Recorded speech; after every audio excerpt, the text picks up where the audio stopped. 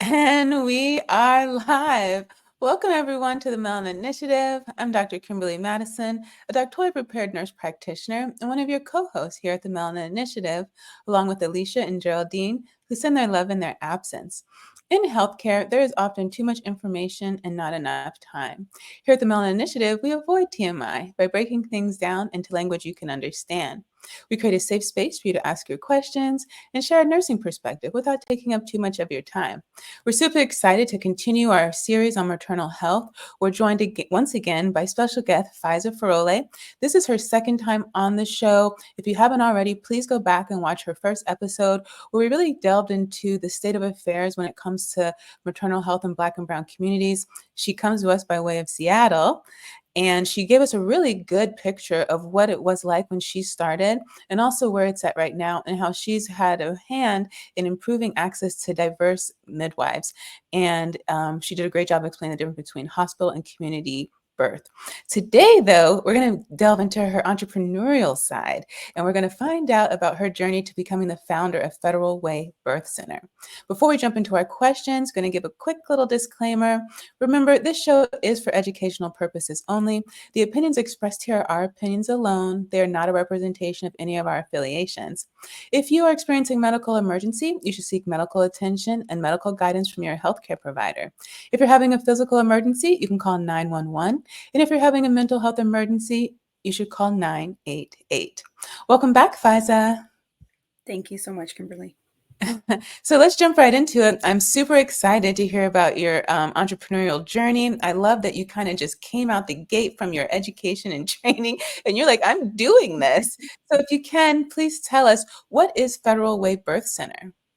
Awesome. So Federal Way Birth Center is something I've been wanting for a very long time to do. And it took a lot of thinking and a lot of just organizing myself. And it is a community birthing center. Then the community birth centers are not within a hospital. They are in the community. They are standalone, freestanding birth centers, and they can have anywhere from a suite to three suites. Mine has three suites from the get go, and it is a place where people will be able to give birth. And we offer prenatal, postpartum services now there. And then also we'll be doing delivering babies as well. And yeah, I'm really excited about this. It really is the first one actually to be operated and owned by a Black midwife, which I'm really excited about. I'm hoping that there will be more that will be happening. And yeah, I'm really excited about the birth center, and the response from the community has been amazing. I've within Washington and outside too. So it really, sometimes when you're doing the work and it's just like in your head and it's just you, and then you put it out, you don't know how people are going to receive it. But it's been really amazing to just see just the feedback from the community. It's amazing to get folks from other states who are thinking about something similar, who are also reaching out wanting to sort of you know pick my brains of like how I did. Yeah, so I have somebody who's coming in from out of state the end of this month, and they're thinking about doing a birth center in their state as well. She is a Black certified nurse midwife, so it's really is exciting to be able to do this work, and not just within. I'm surprised to see how it's affecting in folks in other states and not just Washington. So yeah. And so you shared before that you had more than 10 years of experience, and that's as a licensed midwife. That's right. That's as a licensed midwife. Yeah. But then the birth center has been open for how long? So the birth center opened. We had an opening in November, is when we opened. And like I said, we're doing prenatal, postnatal, and like lactation education there now. and we hope to start catching babies in March of this year. Okay. Yeah, there's still a lot of red tapes. There's so much bureaucracy around it, from the city to the Department of Health to, getting it credentialed with insurances. There's just a lot of layers. And I want to make sure that we get it all right. So that way when we open, um, that things are running smoothly.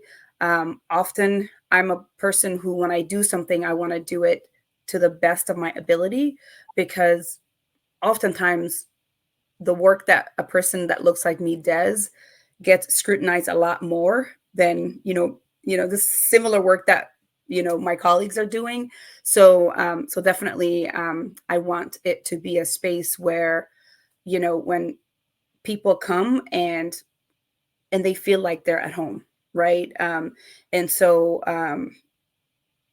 I want people to, because you're going to have your baby there. You know what I mean? So you want to set the atmosphere, you want to set the ambiance for people. And so I'm keeping all that stuff in mind. And we'll have a virtual video up on the website pretty soon of the birth center.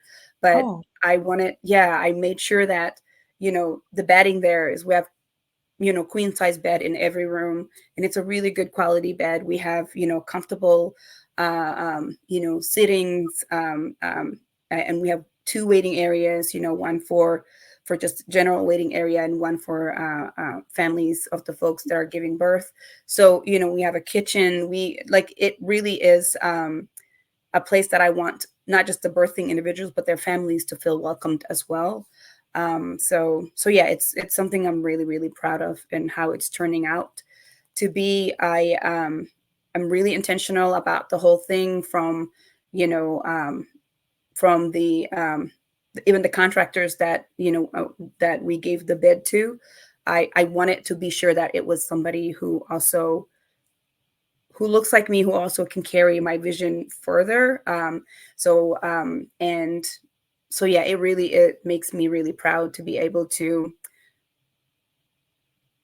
stimulate the community in various different ways as well. And so, but that's just me. That's just me. I like to be really intentional about how I do things, and always asking myself who in the community is doing this that I can also, um, do my business dealing with. So that's the type of mentality I operate from, at all times. So yeah, but it's a piece of work I'm really, really proud of. it's that's very palpable. So you gave a good, like, great little segue. What are all the services that you provide?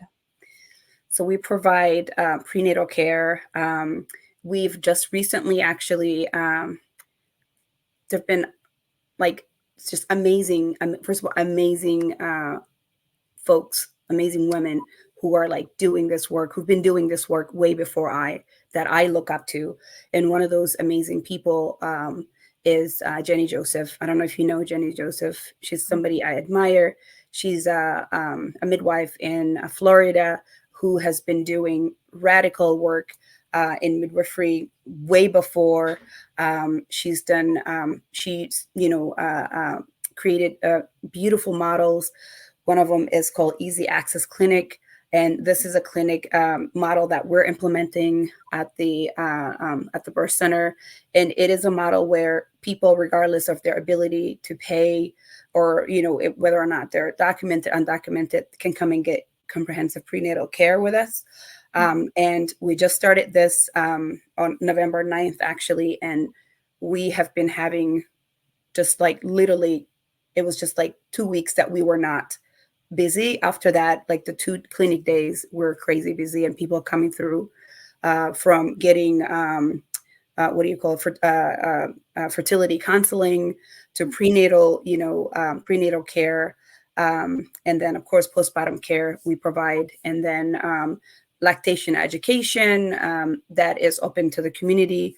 We are hosting support groups for mom and babies as well. So I really want it to be a place where the communities can come in and just get services that they need. All in all things pregnancy, postpartum goes. And the hope is also to have partnership with other community nonprofit organizations, and I've already been in communication with some of them to have them also come and bring some of their services over.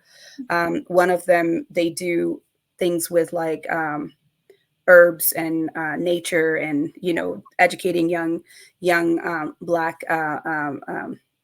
folks about um, herbs, drinking different teas, and then they have a naturopathic doctor who actually talks to them about this, which is really cool. So I want things like that to be incorporated into the birth center as well.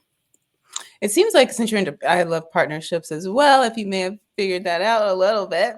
But Yeah. it seems like you would also be in alignment with people who do functional or integrative medicine, because I think their clientele would Hmm. be, you two target the same clientele in terms of Exactly. people who are looking for not the most, maybe not always wanting the most conventional option, but Yeah. looking for the natural options. Exactly. Exactly. Yeah.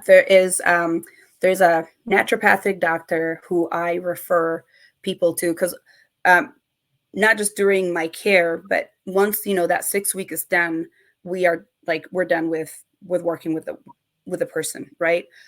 So under our midwifery scope, right, like the licensed midwife, we see the person up until 6 weeks postpartum, and after that we hand them over to their primary care provider. If they don't have one, we give them referrals and things like that.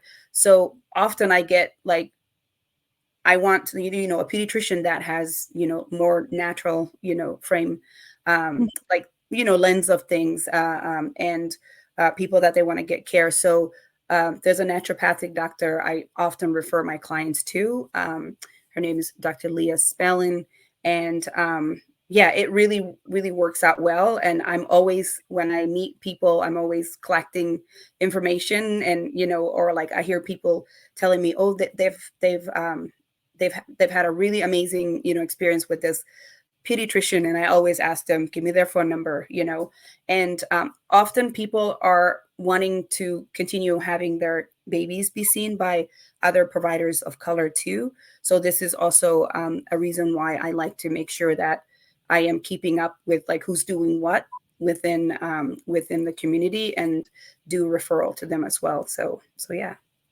That's very awesome. Do you important. offer telehealth services?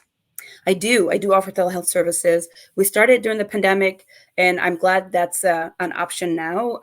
And because when we start seeing the individual more often, like after the 28 weeks, it's twice a month.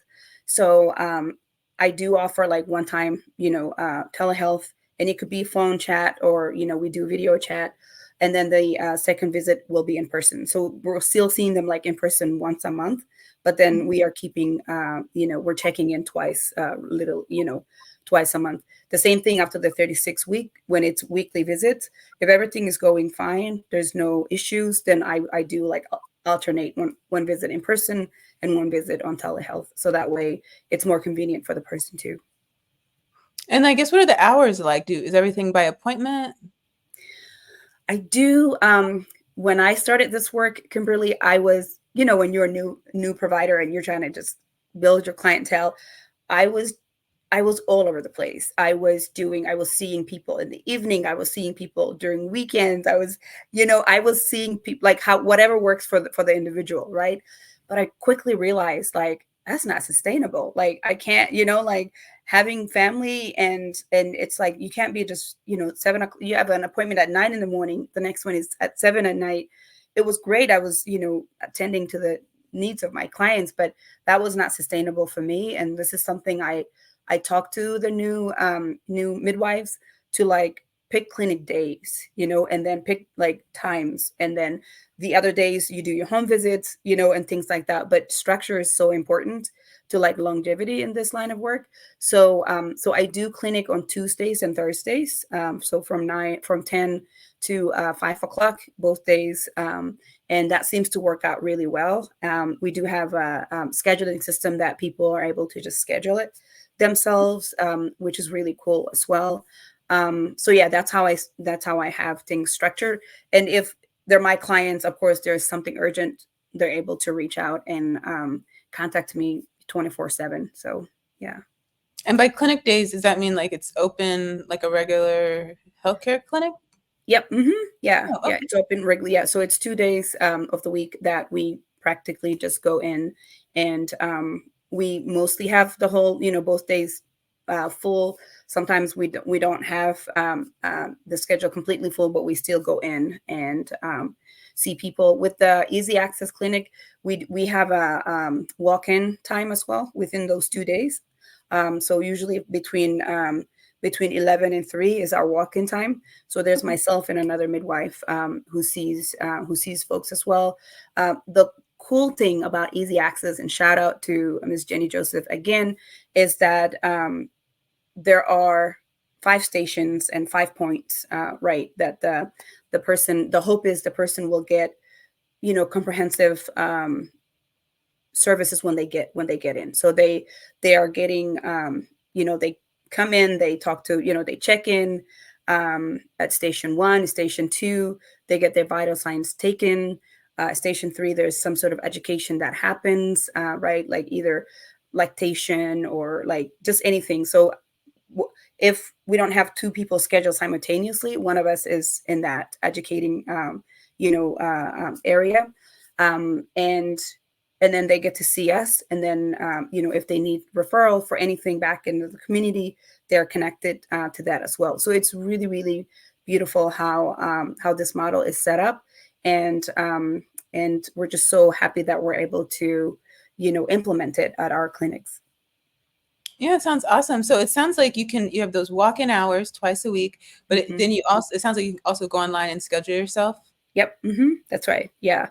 Yep. So there's that scheduling system that we have, and then we also have that walk-in hours available. So there's 2 midwives, myself and another one, Binta, that see folks, and so we're able to, because we wanted to not restrict people. So if sometimes what we do is, the awesome thing about this model is that people can come through if they're worried about, we're not their primary care providers, but they're worried about their babies. They want to just listen to the baby's heart tone, right? And they can come to us, and then we can quickly do that for them.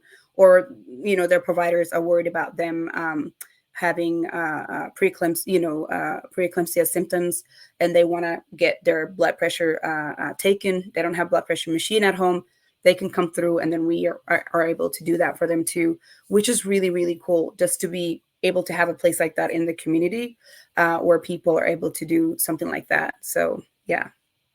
And you did mention a little bit who's on your team. You said there's another nurse midwife. Is there anybody else? Another midwife? Is it a nurse midwife? No, she's also a community midwife. She has a master's in midwifery science.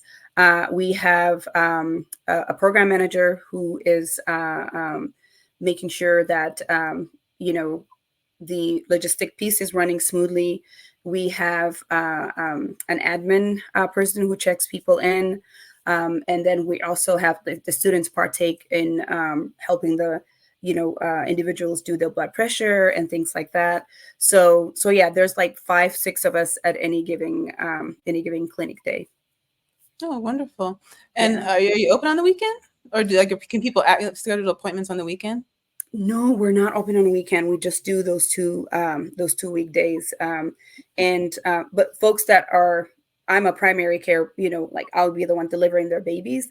They're Mhm. able to reach out, and if of course any warning signs, anything arises for them, then I can pop into the clinic if they need to be in, to come in and hooked up to the NST or something like that. But otherwise, we don't do weekend clinics.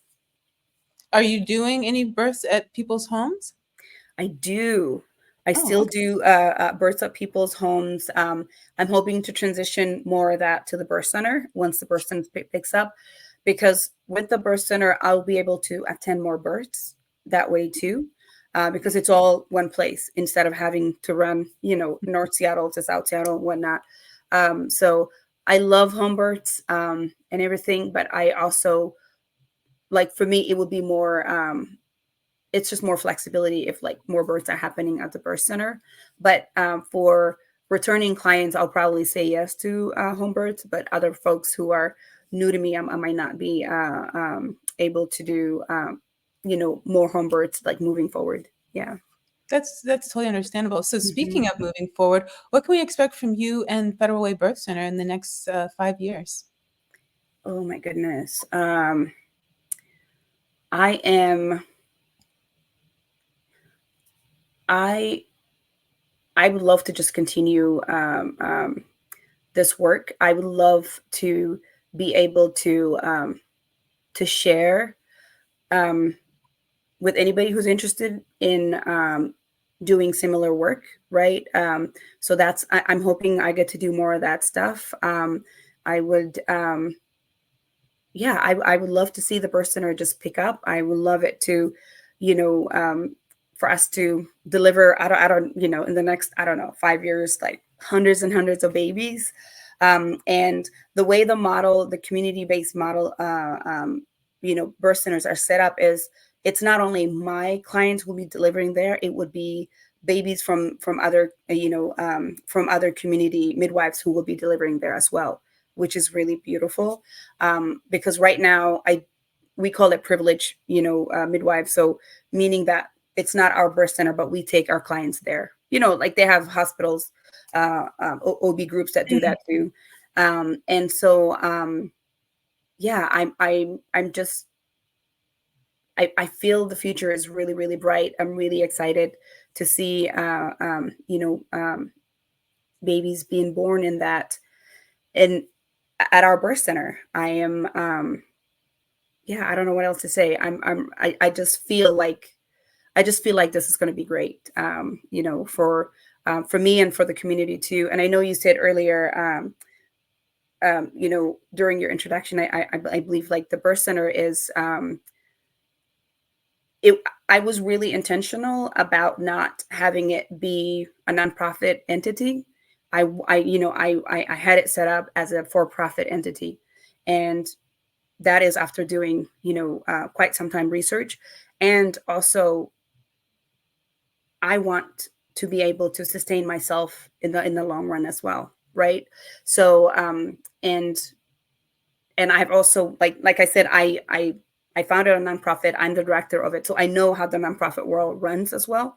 And but this is something I really intentionally want to be a something of its own, because yeah. Hold on. Apparently your dog agrees with me too.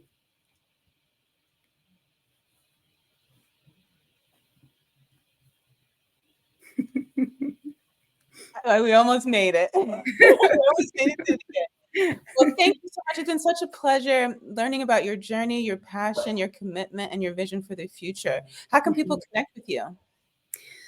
They can connect. I'm on social media, Instagram. The Birth Center is also on social on Instagram. I believe it's Federal Way Birth Center. Federal Way hyphen uh, uh, Birth Center. If you just search Federal Way Birth Center, it will come out. I'm on there. My midwifery practice is on there too. Global Midwifery Services. I'm also on Facebook as well for both. Wonderful. If you ever want to come back, if you're adding new services to your clinic or there's a different perspective of care that you want to share, bring awareness to, a question Mhm. you keep getting over and over, or misconceptions that you want to address, that invitation is always going to be open to you and whoever's associated with you in the center. Awesome. Awesome. Thank you so much, Kimberly. This was amazing. Thank you. You're amazing. Remember, everyone, you can email us your questions or show ideas to tmi.melanin@gmail.com. Subscribe to our YouTube channel and follow us on Instagram, TikTok, and Facebook. Please share the show with your friends. Rate the Apple and Spotify podcast. It really helps you support the show and get the message to those who really need to hear it. You can find our social media links in the description box, and any resources that we mentioned today will be there as well. We release a new show weekly on TMI Tuesdays at 10 a.m. on YouTube and all your favorite podcast apps. Follow, like, and share our content with all your friends. Thank you so much again. This was super educational. I love that we were able to share your platform and bring more diverse stories to the forefront. And more importantly, people are able to see another person who's part of their healthcare team. Definitely. Definitely. Thank you so much. Thank you. Thank you, everyone, for watching. We'll see you next time.